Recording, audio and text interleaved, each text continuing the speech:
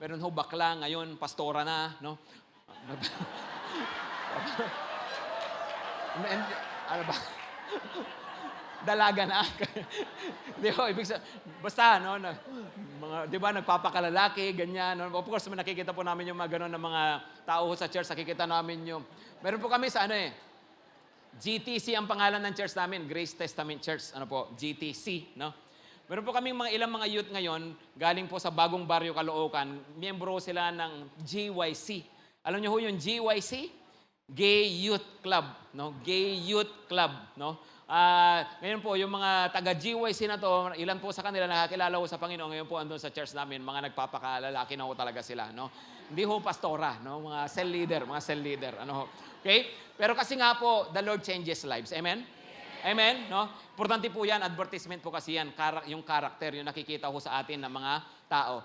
Naalala ko po ulit, no? Dami ko naalala, no? Taga-Pangasinan po ako, taga-Pangasinan, Nung pong parang binata pa ho ako na pastor, from time to time, umuwi po ako mas madalas po ako umuwi. At yun pong kapatid ko po noon, yung kuya ko po, siya rin naman ang pastor doon po sa home church ko, na binata pa rin ho siya nung time po na yon, no? At napansin ko lang po, minsan umuwi po ako, na yung kapatid ko, kasi probinsya, may inaalagaan ho siyang kambing, siguro dahil walang girlfriend, nagtyaga sa kambing, no po? Anyway, yung mga single dyan, pwede yung subukan, no? Okay rin yun, no? Yung pong, anyway, ito pong kuya ko to, nag-alaga nga ng kambing, ano po. Kaya lang po, kaya ko po kinukwento. Kasi, ito po totoo to. Totoo talaga, no? Nakita ko po yung kambing, di ba, siyempre, dalawang sungay, ano po. Nakita ko po yung kambing, una ko siya makita, may tapyas po yung sungay. Pero yung kabila, buo pa, no? Nag-stay po ako doon ng ilang araw, no? The following day, may tapyas din yung kabila, pantay na. Susunod po na araw, nabawasan po na mga 1 inch or half inch yung kabila uli, mas maigsi uli. Tapos po, sumunod na araw, pantay uli. Actually po, totoo talaga ito, nung makita ko yung kambing, huling pagkakataon, as in, pud po talaga, nawala ho talaga yung sungay, no? Nawala ho talaga yung sungay. Alam niyo po kung bakit, no? Tinanong ko sa kuya ko, ano nangyari sa kambing? Ano nangyari sa kambing na yan, no? Pinagtripan ba yan? Nalagari ba niya o ano, no? Alam po yung ganito ho pala kasi yon, no? Kapag araw, no, dito yung home church namin, tapos parang mayroong isang open space diyan, maraming damo, no. Kapag araw po, pinapakawalan niya ho yung kambing, itinatali niya ho yung kambing doon sa may damuhan, so kumakain ho ng damo, no. Tapos so pagdating ho sa gabi, itinatali ho niya sa may tabi ng church. Yun pong church po namin doon, yung labas na pader noong time na yun, rough pa, yung hollow blocks, rough na rough. Yung outer wall ng church, rough na rough, no? So nakatali ho siya doon.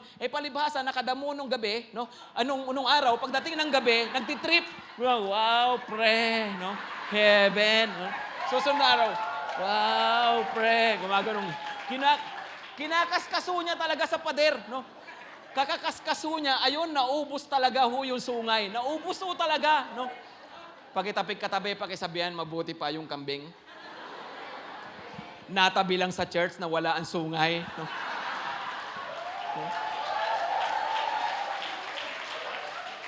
Ikaw, ang tagal mo na sa church.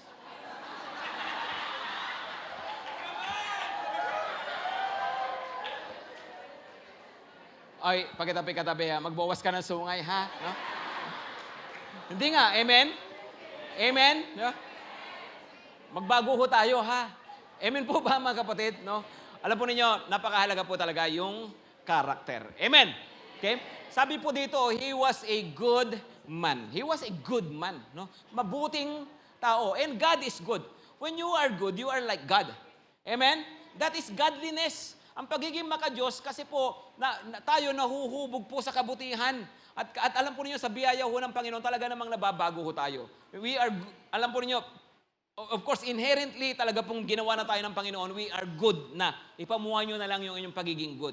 You are a good man, you are a good woman. Amen? Amen? Sabi niya, full of the Holy Spirit. No? Alam niyo po, ako araw-araw, ito po yung pinagpipray ko sa sarili ko sa church. No? Kayo po, pinagpipray ko na rin po kayo. No? Na talagang araw-araw, Lord, puspusin tayo ng banal na Espiritu. Kasi po, importante po talaga yan. We should lead a life that is always filled by the Holy Spirit. Amen? At ang kapuspusan ng banal na Espiritu, madalas nakikita yan, hindi lang sa kung ano, hindi lang sa mga manifestation sa tongues, hindi lang po doon nakikita, mas nakikita po yan sa klase po ng pamumuhay natin. Amen po ba? Yung bunga ng banal na Espiritu. Amen, mga kapatid? Ano po? So, importante po yung character. If we want to multiply, alam po nyo, yung tayo ng mga pastor, disciple po talaga natin yung mga tao natin para mabago po, no? Cell leader, disciple mo talaga yung mga alaga natin para mabago po talaga yung buhay, no? Importante po talaga yung change life, no? At of course, tayo mismo magbago ho tayo, no? Amen. Mga pastor, mga cell leaders, no? Mga member ng church, mga leaders ng church, mga officers ng church, magbago po tayo, no? Kasi po napakahalaga yung character. Amen.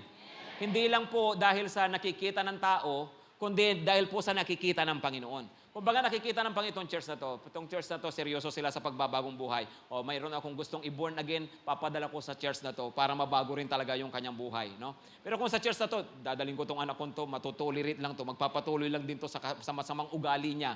Then, paano lalago ang church sa ganun pag nakikita ho ng Panginoon na walang pagbabago sa church? Amen?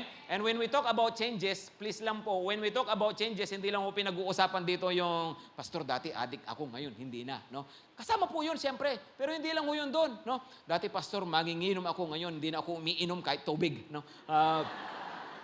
Okay, salamat sa Lord, di ka na manginginom. No? Dati, Pastor, nagyoyosi ako, nagdadamo ako, may kasama pang bato at graba at semento. No? Okay, praise the Lord, hindi ka na nagsisemento. No? Pero, ang pagbabago po, hindi lang sa masasamang bisyo, ha? Amen?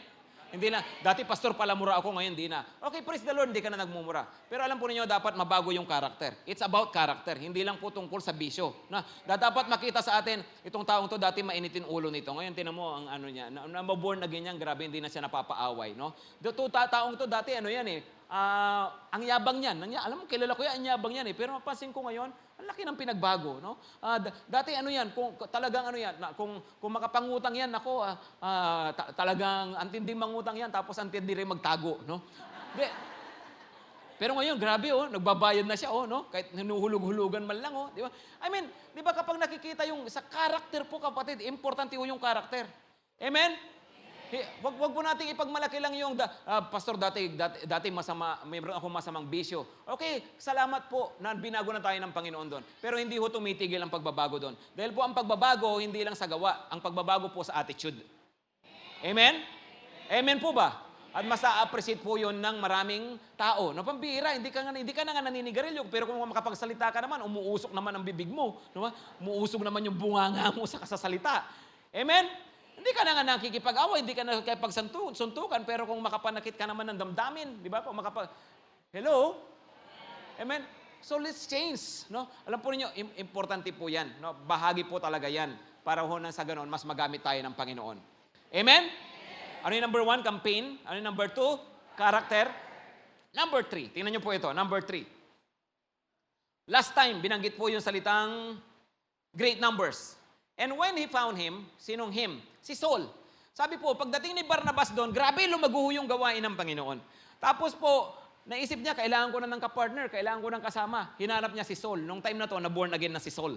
Okay? At tapos po, dinala niya si Saul, na eventually naging si Apostle Paul, dinala niya sa Antioch. Doon po, nagtandem yung dalawa. Tapos, sabi diyan, so for a whole year, Barnabas and Saul met with the church and taught great numbers of people. No? Pagdating mo doon, ang dami nila ulit mga tinuruan. And I believe na hindi lang yung mga dati ng marami, kundi mas lalo pa silang pinarami ng Panginoon. No? Pangatlo po na X factor or multiplication factor is company. No? Pag isabi ng malakas, company. Okay, it's about your companion, kung sino yung mga kasama natin. Kasi po ganito, campaign is about who you are for. Okay? Character is about who you are. Pero company is about who you are with. Let me repeat that, ha? Ano po? Campaign is about who you are for. Para kanino ka ba? Company or character is about who you are. Sino ba ako? No? Pero company is about who you are with. Sino ba ang kasama ko? Importante sa buhay ang may kasama. Amen? Amen? Sa paglilingkod sa Panginoon, importante po ang may kasama. Okay? Napakahalaga po yung, tingnan niyo po itong dalawang ito, nagtandem, mas marami po silang nagawa para ho sa Panginoon. Kaya nga po, di ba ginagawa po nating picture? Halimbawa po, di ba yung po ang ating mga, pag tayo po, I don't know, yung, halimbawa yung pangingisda, ano po sa amin po kasi, no? May pwede kang mangisda, bingwit eh. Right? Pero subukan mo yung, yung bingwit kasi isang string lang yun eh. Pero yung maraming string, pinagsama-sama, gumawa ng net, no? Sa Lingayen Beach, nakaka-witness po ako ng ganon, no? Iba ho talaga, mas marami ho siyang nahuhuling isda, no? Bakit? Kasi mayroong net, no? Pag nagtabi-tabi, pag nagsama-sama, pag pinagsama-sama yung buhay, mas nagiging fruitful. Amen? That's why we love cell groups. Pakisabi nga ng malakas, I love cell groups. Pakisabi ng malakas, for cell ako. Okay? Come on, pakisabi ng malakas, for cell ako. No? Okay? Dapat po yung buhay natin pang cell group talaga. Amen? Amen? No? Come on, sino mga cell leaders dito? Pataas nga yung kamay, yung mga cell leaders. Yan, palapakan naman natin mga cell leaders natin, no? Okay? Alam niyo yung mga cell leaders, mahalin niyo yung cell niyo, no? Pinagkatiwalaan kayo ng Panginoon ng talagang soul winning machine, no? Talaga gagamitin niya ng Panginoon. Amen? Kung wala pa kayong cell, nako, alam po niya, napakahalaga yung cell group. Kung cell member kayo, pangarapin ninyo, gusto ko maging cell leader din talaga ako para mas maging useful ang buhay ko sa Panginoon. Amen po ba? No? Kasi ganito po, let me give you another example. Malapit na po tayo magtapos. No? May pangalawa pa. No? Pero tapusin po muna natin dito. Gusto ko pong bigyan sa inyo itong sample na to. Ha? No? Balik po tayo sa math uli. No? Balik po tayo sa math. No? Tingnan niyo po, bakit importante po yung company? Bakit importante yung company? Ito po magtatanong lang po ako, ihanda nyo ang inyong calculator, baka mahirapan kayong sumagot, no?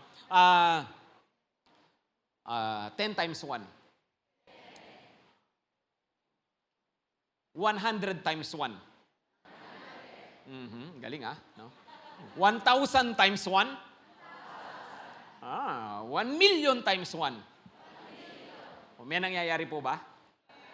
Wala. Bakit? Iisa ang multiplier. Okay? Pero ito po, 10 times 1 uli. 10 times 2. 10 times 10. Okay? 10 times 100. May nangyayari po ba?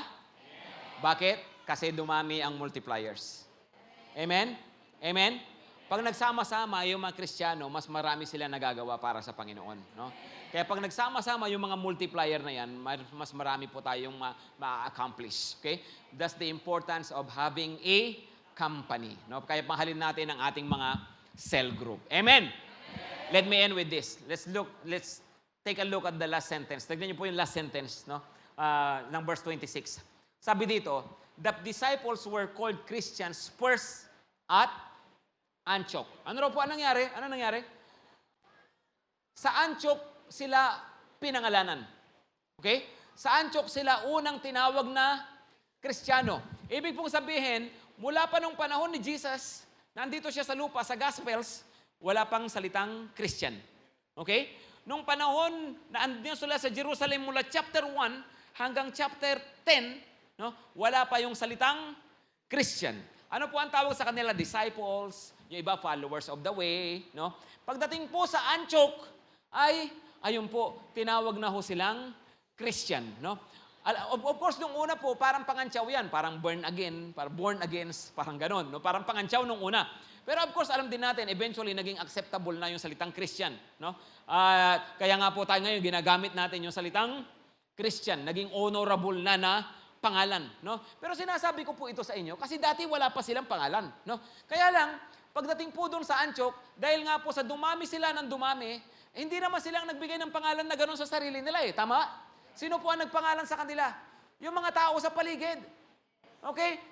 Kung sino yung mga tao doon, sila yung mga tumawag sa kanilang mga Christian. Kaya siguro, ganito ang nangyari. Habang dumadami po sila, tinitignan sila mga tao, ano ba yung mga yan? No? Bakit kakaiba yan mga yan? Bakit ang dumadami yung mga yan? Bakit ang dami ng mga yan? No? Siguro sabi ng mga tao, mga ano raw mga sumusunod daw kay Kristo, kay Jesus Christ daw. Christian. No? What I'm saying mga kapatid is, they were able to make a name for Jesus. Amen? Amen? Alam po niyo bakit ho natin ginagawa ang mga ginagawa natin? Why do we talk about multiplication? Bakit gusto nating lumago yung mga churches po natin? Hindi po dapat na para na sa ganun sumikat yung pastor. Hindi po para sumikat yung church. Hindi po para magkaroon tayo ng influence. Hindi po. Ang dahilan po, gusto ho natin na igawa ng pangalan palalo ang Panginoong Hesus sa ating mga lugar. No? Everything we do must be for the glory of Jesus Christ. Amen? Amen. Mayroong isang pangalan na itinataas. Yun po dapat yung desire ng puso natin. Kapag po nawawala ho tayo, no? Kapag inaiba po yung intention po natin, then pwede ka mapagod. No? Pwedeng maging pansarili na lang. Pero alam po ninyo, ito po ang dapat na maging malinaw. No? I am doing this because I want to make a name for my Lord, for my Jesus. Amen? Amen! Pasisikatin pa natin lalo ang pangalan ng Panginoon sa Taguig. Amen po ba? Amen. Sa Quezon City. Amen. Sa Parañaque. Amen po ba? At sa iba-iba pa mga lugar, we will make a name. Of course, may pangalan na si Lord. Pero what I'm saying is we will make Him more famous in our places, in our respective places. Amen? Pwede ho ba tumayo ho tayo lahat? Come on, layo lang ho tayo ngayon. Lapit po tayo ngayon sa Panginoon. Ano po? Yumuko po tayo at pumikit. Do you want to be a multiplier? Come on. Do you want to be a multiplier? No? Magpipray ho tayo ngayon. Sabihin natin sa Panginoon, Lord, I want to be a multiplier. No? Gusto ko po, Panginoon, na talagang magamit niyo po ako para sa kaluwalhatian ng iyong pangalan. No? Manalangin po tayo. Pwede ba, sino man po sa inyo, nagsasabi, Panginoon, I want to be a multiplier, taas po natin ang ating mga kamay. No? Tanda ho ng ating paghingi, tanda po ng ating pagsampalataya, ng pagsagot sa atin po ng Panginoon. No po? Lord, lumalapit po kami sa inyo, pero unang-una ituwid mo ang puso namin, Panginoon, ang isip namin.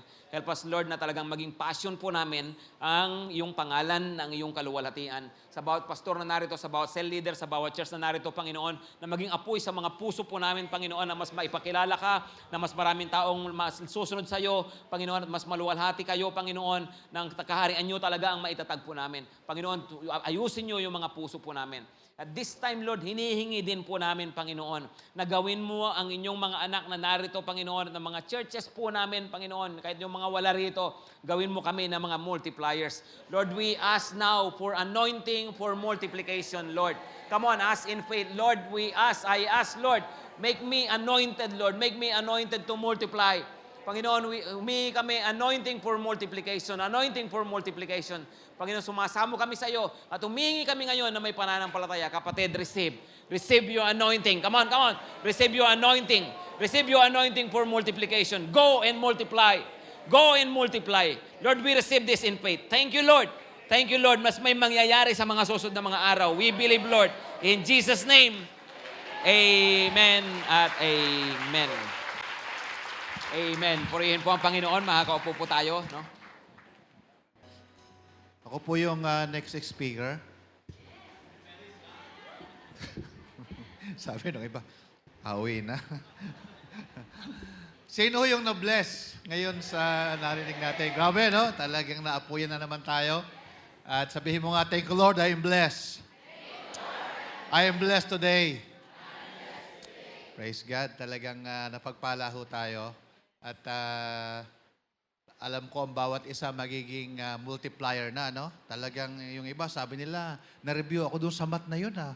Oo nga, no? Talagang may mga ganun nga pala, no? At alam ko na ang mananatili ho sa atin yung tayo ay multiplier.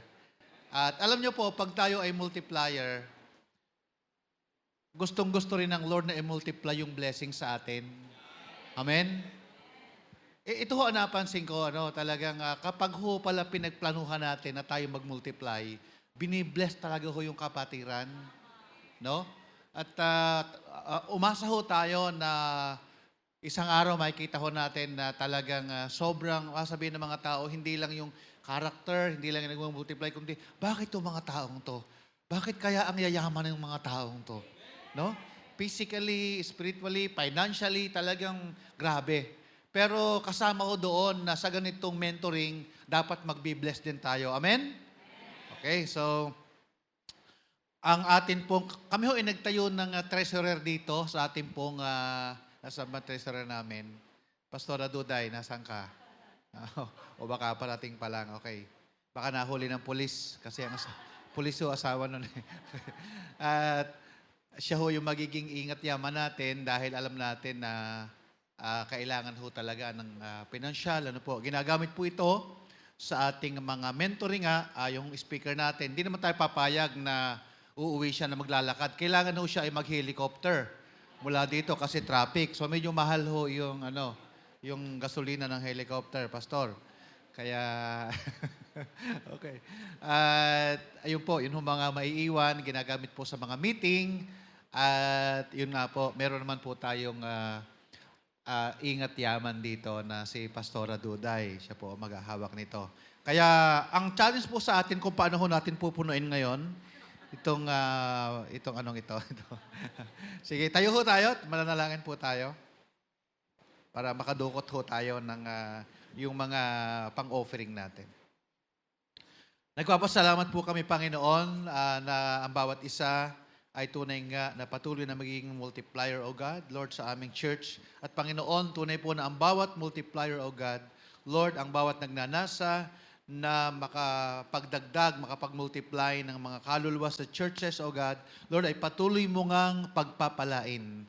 Lord, tunay po na nagdideklara ako ng pagpapala, Panginoon, financial breakthrough sa bawat isa, Panginoon. Lord, na ang mga sweldo po nila ay palalaguin mo, Panginoon, O God, Lord. Ang mga, I declare increase to their businesses, O God, ng mga kapatiran. Magkakaroon ko po ng mga ideas, Panginoon, kung paano sila ay magkaroon ng maraming kabuhayan to your glory alone, O God. Lord, in Jesus' mighty name, amen and amen. So, siguro po, dadalhin lang po siguro dito yung Ay, sa gitna po, meron daw pong offering plate sa gitna. May mga offering basket po sa gitna. Okay?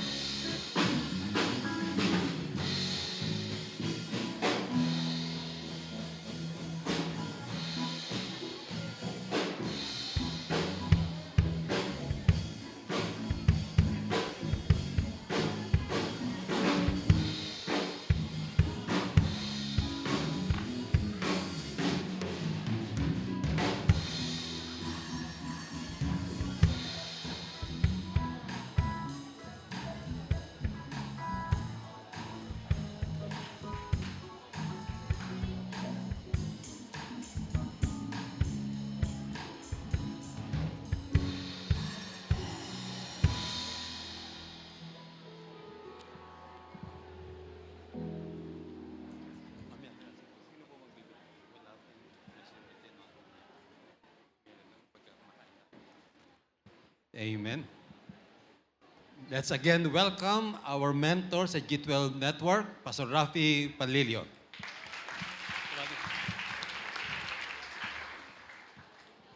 Kumusta po kayo? Matagal tayong hindi nagkita. Okay po, ito pong pangalawang part na to, maiksi na lang po to, mga 15 minutes and 1 hour siguro, no? Hindi po, mas maiksi na lang po to, no? Gusto ko na po kayong bigyan ng konting pointers po, no? Pero after this, I, of course, will be meeting with the pastors and wives, ano po, so mayroon po tayong ibang session po mamaya. Pero ito po, ano po, gusto kong tingnan po natin ang 1 Kings 19, verse 19, hanggang Revelation 21, no? 1 Kings 19, verse 19. Maiksi lang yun, maiksi lang, no? 1 Kings 19, 19. Okay? Nakita nyo na po. 1 Kings 19, 19 sabi, So Elijah went from there and found Elisha, son of Shaphat. He was plowing with 12 yoke of oxen, and he himself was driving the 12 pair. No? Elijah went up to him and threw his cloak around him. Nilapitan siya ni Elijah, ni Elias, si Elisha, pagkatapos inihagis niya yung kanyang balabal kay Elisha, no, kay Eliseo, no? Tanong, ano po ang ibig sabihin ng hinagisan ng balabal? Magpunas ka ng pawis? maglaba ka, yun ba yun? No? Hindi po, no? Actually po, yung paghahagis pong ganon, no? It was a sign of calling. Pag isabi ng malakas, calling. In particular, anong klaseng calling po ito? It was a calling of discipleship. Pag isabi ng malakas, discipleship, no?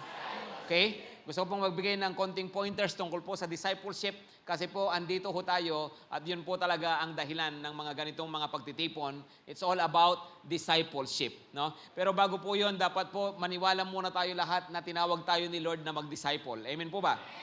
At maging disciple, unang-una, ano po? Okay? Unang-una, tinawag po tayo ng Panginoon na mag-disciple, pero hindi mo magagawa yon, no? Hindi po natin magagawa yon unless we ourselves are disciples, no? So dapat disciple po muna tayo bago tayo mag-disciple, no? Kaya nga po yung calling to discipleship, napakahalaga po yan. Unang-una, paniwalaan po muna natin lahat tayo tinawag ng Panginoon na maging disciple, no? Hindi lang para mag-disciple, kundi po para maging disciple. Nung pong tawagin ng Panginoon yung mga alagad niya, lagi po yung sinasabi, follow me. Di ba po, follow me. Tinawag niya si Pedro, si Juan, si Santiago. Puro tawag niya sa kanila, follow me, follow me. Kasi po yun po talaga yung unang-unang pagkatawag sa atin ng Panginoon. We are all called to be followers of Jesus Christ, mga tagasunod ng Panginoon. So dapat ho, unang-una, maniwala ho tayo na mga talagang mga disciple po tayo ng Panginoon. Of course, the moment you came to Christ, gusto ko po muna liwanagin po ito, the moment you came to Christ, tayo po ngayon ay mga disciple na. Okay? Mga tagasunod po tayo lahat ng Panginoon. Okay? At hindi ko rin po ibig sabihin na porke wala kang cell, ay hindi ka nadi-disciple. Hindi rin naman po totoo yun. Pag umaattend kayo ng Sunday service, kung dati may mga Sunday school, ano po, doon po, form of discipleship po yon. Ano po. Kaya lang po, ang sinasabi ko po na discipleship po rito, ayun pong tinatawag na intentional discipleship. Kasi po, iba po yung incidental discipleship sa intentional. When you attend church, you are being discipled whether you like it or not. Ang tawag doon, incidental lang. Pero yung ikaw nagpapadisciple ka talaga, ang tawag po doon ay intentional. Amen po ba? Amen. Iba po talaga yung incidental sa intentional. Halimbawa, nagpa-check up po kayo. Sabi ng doktor, mataas sa sugar mo. No, kailangan mo na magpapawis. No, ibig sabihin ng doktor, siyempre, mag-exercise. Di ba po? Di ba po? Di ba sabi niya, bawas sa ganito na pagkain, tapos kailangan mo na magbanat ng buto para pawisan ka, no, magsunog ka ng calories, no? Okay, doc, yes, doc, yes, doc. Tapos umuwi ka ng bahay, tapos after 1 month, bumalik ka sa doktor, kumusta na? Ginawa mo yung pinapagawa ko, nagpapawis ka ba? Yes, doc, anong ginawa mo? Ayun po, naglilinis ako ng bahay araw-araw, no? Pinapawisan ako, no? Okay, pinawisan ka nga, pero ang tawag doon, incidental. Ang ibig kasing sabihin ng intentional, magpapawis ka talaga, mag-exercise ka talaga. Amen? Amen po ba, mga kapatid? So what I'm saying is, discipleship can happen anywhere. Whether you like it or not, no? The moment na nakikinig tayo ng Word of God, we are being discipled, no? Pero importante po yung intentional na discipleship. At mag-umpisa po tayo doon. Ano po? Na ako gusto ko talagang maging disciple. Amen? Amen? At hindi lang sa gusto kong maging disciple, basta ako direkta ako kay Lord. No, okay? Lahat naman tayo directly disciple ni Lord. Amen? Amen po ba? Okay? Basta tinanggap mo si Lord, lahat naman po tayo directly disciple ni Lord. Pero ang totoo po, pagdating sa discipleship, gagamit ang Panginoon ng tao para ma-disciple po talaga tayo. Importante po na meron din talaga tayong tao na pinapakinggan at sinusunod. Amen. No? Huwag niyo pong sabihin, basta ako pastor, kagaya ako ni para di Apostol Pablo nga, direkta kay Lord eh. Okay, pwede kang maging direkta kay Lord sa dalawang kondisyon. Una, mahulog ka muna sa kabayo. Pangalawa, mabulag ka, no? Okay? Tapos direkta ka na kay Lord. Okay? Pero ang totoo po, kailangan natin ng tao na magdi-disciple sa atin. Amen? Amen? May magandang plano ang Panginoon kay Elisha, no? Asawa ni Eliseo, no? Tama ba? Okay? Uy, baka maniwala kayo, no? Si Elisha po ay Tagalog ng Elisha ay English ng Eliseo, no? Anyway, ito po, no? Si Elisha may magandang plano ang Panginoon sa kanya, no? Kaya lamang po, hindi matutupad yon malibang i-disciple siya ni Elijah. Amen? Okay. So what is discipleship? Yun muna i-define po natin. What is discipleship? Number 1, no? The calling to discipleship is a calling to a student life. Number 1, no? ang pagkatawag para maging disciple ay pagkatawag para maging estudyante. It is a call to discipleship is a call to student life. Pakisabi ng malakas, estudyante. Okay? Kasi po yun naman po talagang ibig sabihin ng salitang disciple. Yung mga may konting alam sa Grego po dito, pag sinabing disciple sa wikang Grego ay matetes, no? At yung po salitang matetes, M-A-T-H-E-T-E-S, ang salita pong matetes, ang ibig po talaga sabihin yan, pag itatranslate nyo literally sa English, pupil. Okay? Ibig sabihin, student. So pag sinabi ng Panginoon, follow me, be my disciple, ibig sabihin, maging maging estudyante kita, maging mag-aaral kita. Maliwanag po ba, mga kapatid? No? So yun po talaga yun. Gusto ng Panginoon na maging estudyante tayo. Kahit ano pa ang edad natin, masyado pa akong bata, Pastor, no? You are called to be a student. No? Matanda na ako, Pastor, you are still called to be a student. Basta lahat ho tayo, mag-aaral ni Lord. Wala hong graduatean ho yan. Gagraduate lang tayo kapag namatay na ho tayo. Amen? Sino gusto nang gumraduate? Come on, sino gusto nang? Paunahin na natin yung ayaw magpa-disciple, no? Okay, hindi, joke lang. No po? Pero yun po, talagang ang calling po natin, maging mga mag-aaral ng Panginoon at ang graduation pag kinuha na tayo ng Panginoon. Amen? Ibig sabihin, ang discipleship tuloy-tuloy. Napaka-importante na mayroon pong nagdi-disciple sa atin. Okay? Since this is a calling to a student life, ibig sabihin, kung tinatawag ako para magpa-disciple, ibig sabihin, dapat may nagdi-disciple sa akin. May tinuturing ako na mentor ko, coach ko, teacher ko. Amen? Amen? At siyempre po, kapag mayroon pong pag-estudyante, mayroong mahahalaga mga bagay sa buhay estudyante. Okay? Ilang bagay po, no? 4 na letter A. Nasulat nyo dyan, 4 na letter A. Ano po? Number 1, pag estudyante ka, importante attendance. Pagsabi ng malakas, attendance. Dapat umaattend ng cell, dapat nagpapakita, no? Hindi yung absent ng absent sa cell, no? Kaya tuloy ang cancel mo, hindi na cell group, kundi cancel group, no? Kasi yung teacher, yung talagang cell leader pa, cancel, no? Hindi uso ang cancel group dito, ha? Amen? Okay? So that's number 1, ha? Number 1, ano po, attendance. Of course, dapat umaattend, no? Saan ka nakakita ng matinong estudyante na puro na lang absent, di ba? Okay? Importante po yung attendance. Show up, no? Magpakita po tayo sa mga gatherings natin. Amen? Kaya sa Sunday service, of course, importante po yung attendance. Pero sa estudyante, importante rin po yung attitude, no? Importante rin yung attitude. Kasama yan sa discipleship, no? Kaya nga po sa discipleship, mapapansin nyo, kinakausap tayo, di ba?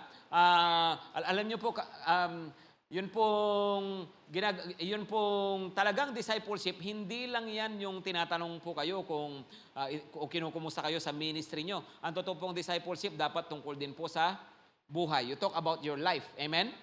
Amen? No? Kumusta yung relasyon yung mag-asawa? Kumusta ka sa ganito? Kung single, kumusta yung love life? No? We talk about that. Kumusta yung devotional life mo? Pinag-uusapan po yung mga yan. No? So, expect nyo yan. Kapag ikaw talaga nagpapadisciple, pakialamanan ho ng buhay yan. Ano po? Dapat, kung tayo talagang willing na magpa-disciple, willing tayong magbago, hayaan po natin na mayroong nagngungumusta sa atin. We make ourselves accountable to somebody. Accountable ako kay ate, accountable ako kay kuya, accountable ako kay pastor. Dapat po ganun yung tingin natin. Na willing tayo na pag-usapan kahit yung mga personal nating buhay. Kasi doon po tayo lalago. Lahat tayo mayroong blind spot. Amen? Hindi natin nakikita lagi yung problema natin sa sarili natin. Pero pag may nagdi-disciple sa atin, may magsasabi sa atin, dapat mabago yan, dapat ganito. No? So kasama po yan sa discipleship. Yung dapat nababago yung attitude. Amen? Kung sa school, ano ba tawag natin dyan? Yung panahon namin, GMRC. Ano ba tawag ngayon? No? Ano tawag ngayon? Values, no? Di ba po kasama ko talaga yan? Okay? Next is, importante po yung attainment. You attain something, no? Attainment. Mayroon pong nararating. Okay? Hindi ka, pag disciple ka, estudyante, alangan naman grade 1, natiling grade 1. Di ba? Dapat maging high school. Hindi naman. Maging grade 2 muna, no? Tapos, okay? Basta dapat mayroong na-attain. Amen? Hindi yun. Basta ako, disciple ako forever. No? Close kami ni ate, close kami ni kuya, close kami ni pastor. Alagaan mo ako, pastor, panghabang buhay. No? Hanggang mamatay ako, alagayin ako. No? So, pabebe ka na lang lagi. No? Hindi ho dapat na ganon, ha? Dapat po mayroong nararating. Yun ang totoong disciple. May na-attain. Amen? Eventually, ikaw, inaalagaan ka, tapos nag-share ka na ng gospel, tapos bandang uli, nag-aalaga ka na, nag-disciple ka na, hanggang bandang uli, cell leader ka na. Diba? Ganun po yan ang totoong discipleship. At merong attainment. Amen? Next is, okay, attainment. No? Merong mga attainment. No? Hindi, para kasi attendance, attitude, no? Attainment, o the attainment naman. No? Because sabihin homework, no? Homework, no? Meron kang assignment, no? Attainment, no? Sulat nyo yan, attainment, no? Para sa network lang natin yan, no? Tayo lang nakakaalam yan, no? Okay? Pero totoo po, sa discipleship, di ba mayroong assignment talaga ang estudyante? Amen? So huwag kayong magtaka, nagpapadisciple ka eh. Kaya natural lang yan na, halimbawa, pag sinabihan ka, ganito yung prayer life mo, di ba? Di ba, yung devotional life mo, maganda mag-journal tayo, no? Magbasa ka ng Bible, tapos sulat mo yung sinabi sa'yo ng Panginoon. At alam po ninyo, ito po yung ganong class, actually, sa totoo lang, kung ilalagay naman talaga natin sa tamang perspective, kahit yung assignment sa school, talaga naman nakakatulong eh, di ba? May matututunan naman po talaga. Tama? Ano ba, kahit nung ako po nag-aaral, pag sinabing magbasa ng ganito, pag binasa mo naman talaga, nakatulong naman sa'yo eh. Hindi naman talaga para yun sa teacher, para sa'yo yun eh. Di ba? Sa school yun. Ganun lalo na po sa Christian life, lalo na po sa discipleship. Pag tayo po binigyan ng assignment ng leader natin, huwag niyong ituring na pabigat, huwag niyong ituring na parang obligasyon. Ituring mo yan, ba't nga ba ako magde-devotion? No? Ba't nga ba ako magjo-journal? Kasi nga po, nakakatulong naman ho talaga sa atin. Nakakalakas po talaga. Ituring po natin yan, napakinabang po natin. Huwag pong obligasyon. Amen? Amen? Gusto nating lumago sa Panginoon, natural, meron din po tayong kailangan gawin. Kaya ilagay po natin sa tamang attitude. Amen po ba? Okay? So yun po, student life. Okay? Number two, no, the call to discipleship is equal to student life. No? Pangalawa, it's equal to a similar ministry. No? Similar ministry. Same ministry. No? Nung pong tawagin ni Elijah, itong si Elisha, no? Di ba, inanungan siya ng balabal. Ano pong nangyari nun? Di ba? Dinisciple siya. Okay? Pagkatapos po, dumating yung panahon na nawala na si Elisha. Okay? Paano siya nawala? Nirapture po siya ng Panginoon. Di ba po? Pero ano po ang nangyari kay Elisha? Tingnan niyo po, subaybayan niyo ang ministry ni Elisha. Si Elijah bumuhay ng patay na bata. Si Elisha, nagawa rin niya yon. Of course, by the power of God. No? Amen? Yung pong kung ano-anong ang dami actually nagawang himala. Walang pagkain, nakapagbigay siya sa pagkain ng mga propeta, di ba? Ano pa? Yun pong tumawid sila sa ilog ng Jordan, nahati yung ilog, di ba po? Hinampas ng balabal ni Elijah, nahati, nakatawid silang dalawa. Tapos po, nung na-rapture na si Elijah, naiwan yung balabal, tatawid ngayon si Elisha, anong ginawa niya? Hinampas din niya yung tubig, nahati rin. No? Ibig sabihin, kung ano yung nagawa ni Elijah, nagawa rin po ni Elisha. Yun po ang maganda sa discipleship, no? Alam po niyo kaya napakaganda yung nadi-disciple ka, no? Yung blessing ng leader mo pwedeng maging blessing sa iyo, yung paggamit ng Panginoon sa leader mo, yung anointing niya pwedeng maging anointing mo rin, no?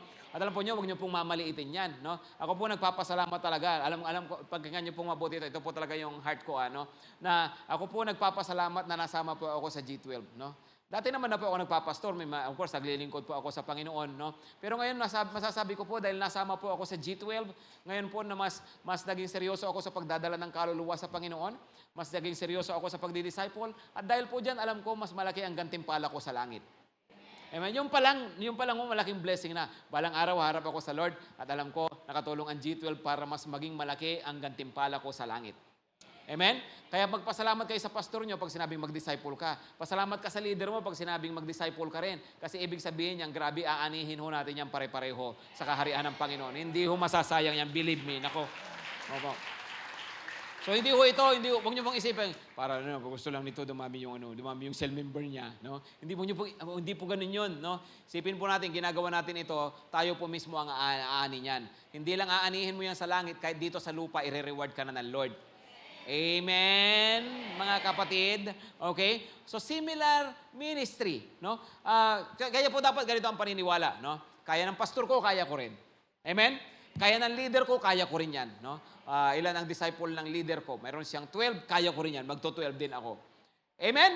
Ganun po, kasi maniwala po tayo. Si Jesus, ganun po mismo ang kanyang turo. Sabi niya, di ba, babalik na ako sa aking Ama. No? At ito ang sabi ng Panginoon, ha? No? The things I did, you will also be able to do. And even more than what I did. Why? Because I am going to the Father. No? Sabi niya, yung nagawa ko, kaya nyo rin gawin. Actually, higit pa sa ginawa ko, ang magagawa ninyo. Ibig sabihin, ganun po mag-isip ang Lord. Huwag niyo pong isipin kasi si Pastor, siyempre, pinakadakila sa lahat. Di ba? Siyempre kaya niya yan. Ako, sino lang ba naman ako? Hindi po dapat pala ganun mag-isip. Dapat kaya ni Pastor, kaya ko rin, kaya ko panlagpasan yan Amen? Kaya yung nagagawa ng leader ko, kaya ko rin yan. Amen po ba, mga kapatid? So, maniwala po tayo na magagamit din tayo ng Panginoon, no? Isipin po ninyo, ganito yan. Pag nagpapadisciple ka, kasi po nasa ganon, pareho-pareho tayong magamit ni Lord. Amen? Number three po. Okay? It's equal to a special relationship. No?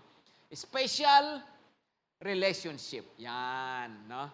Ang ganda po niyan. No? Yung naging relationship po ni Elijah sa kani Elisha. Okay? Ito po, no? Pakinggan niyo pong mabuti po itong point na to, ha? No? Di ba po, nung si Elijah, kukunin na ng Panginoon di ba? Sabi ni Elijah kay Elisha, no? Sabi niya, dito ka lang. Parang, I don't know, nasa isang city sila. Pinapapunta ako ng Panginoon, hindi ako sa Bethel yata. Pinapapunta ako ng Panginoon sa Bethel. No? Just stay here. Sabi ni Elisha, sabi niya, hindi, I'll go with you wherever you go. No? Sama ako kahit saan ka pumunta. Di punta sila sa Bethel. No? Tapos po, habang naglalakad sila, mayroong nakasalubong na mga propeta. Right? Ano ang sabi ng mga propeta? Kasi mga prophets to So alam nila yung mangyayari. Sabi nila kay Elisha, do you know that your master will be taken away from you today? Ano po ang sabi nila? Your master. No?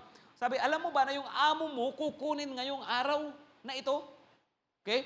Sabi niya, alam ko, tumahimik lang kayo. No? Ganun yung sagot niya. No? Dahil sa Bethel. No? Tapos sabi ni Elijah kay Elisha, dito ka lang, pinapapunta ako ng Lord sa Jericho. No? Tapos sabi, hindi, sama ako sa'yo. Lakad sila uli. May nasalubong uli. Pagdating po doon, ay sabi na naman nung nakasalubong, do you know that your master will be taken away from you today? Yes, I know, just be quiet. Sabi ulit ni Elisha. No? Pagdating nila sa Jericho, tapos po, pagdating nila sa may ilog ng Jordan, ano po, pinapatawid ako ng Panginoon, dito ka lang. Sabi niya, hindi, I'll go with you wherever you go. Yun na nga po, hinampas. Nakatawid silang dalawa. Habang naglalakad doon sila sa kabila ng Jordan, ano po ang nangyari? Mayroon dumating na chariot of fire. At, yun nga po, dinagit itong si Elijah. No? At, na-rapture po. At habang na-rapture ho siya, babang papaakyat ho ng ganyan, tanaw na, nakikita ho ni Elisha, alam niyo po kung ano ang sigaw ni Elisha? Ang sigaw niya, my father, my father. Kung gusto mong pakinggan niyo mabuti ito, ha? No? Yung mga propeta, ang sabi nila kay Elijah, your master. O kay Elisha, your master.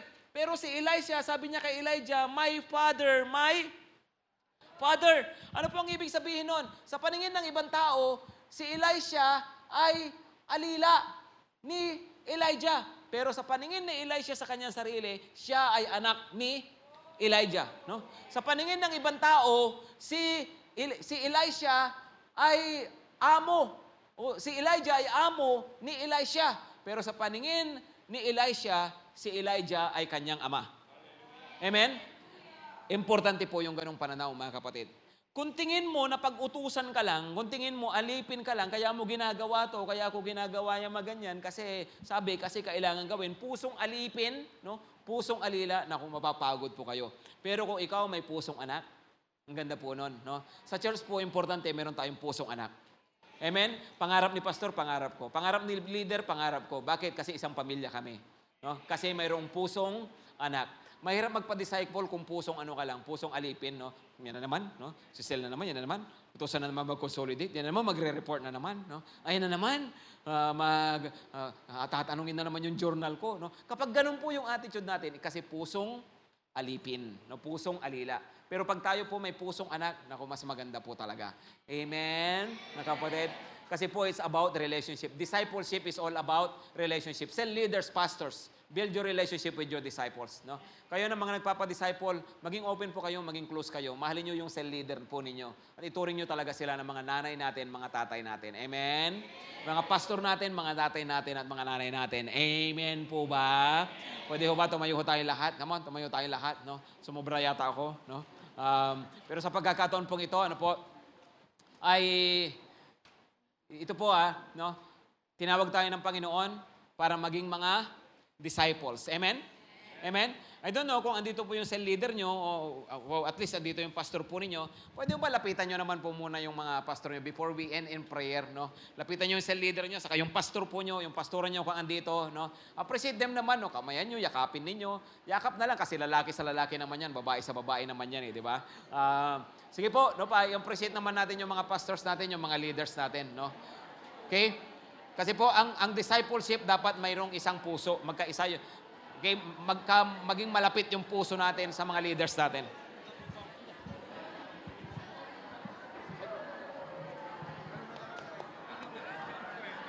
Tumayo ho tayong lahat. Maghawak-hawak po tayo ng kamay.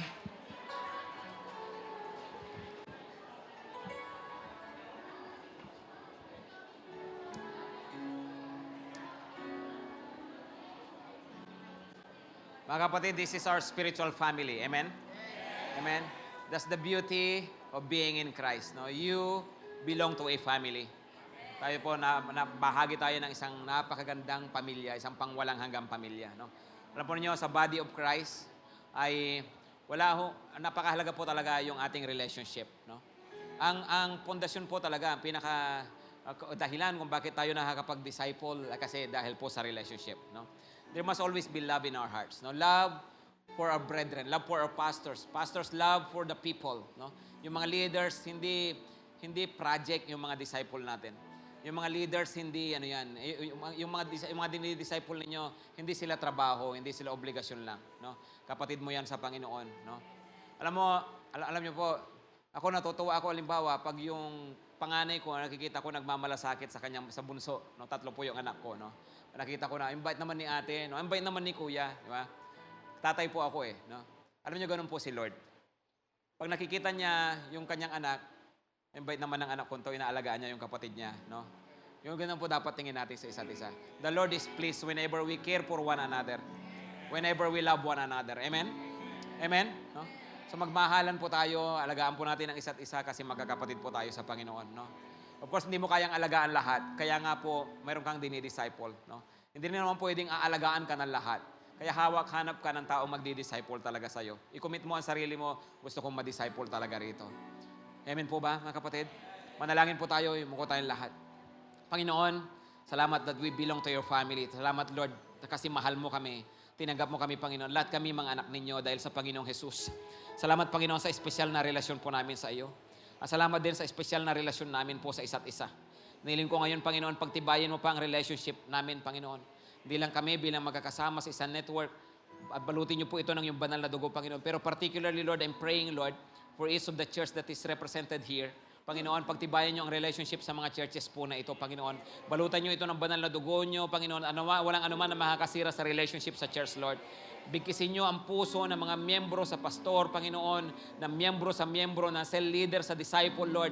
Bigkisin niyo ang mga puso po namin, Panginoong Diyos. Pag-isahin niyo talaga ang mga cell groups, Lord. We pray, dear Lord, na ang mga churches na ito, Panginoon, mapuno ng pagmamahalan sa isa't isa. Because this is our value, Lord, to love you and to love people, Panginoon. Help us to truly love one another.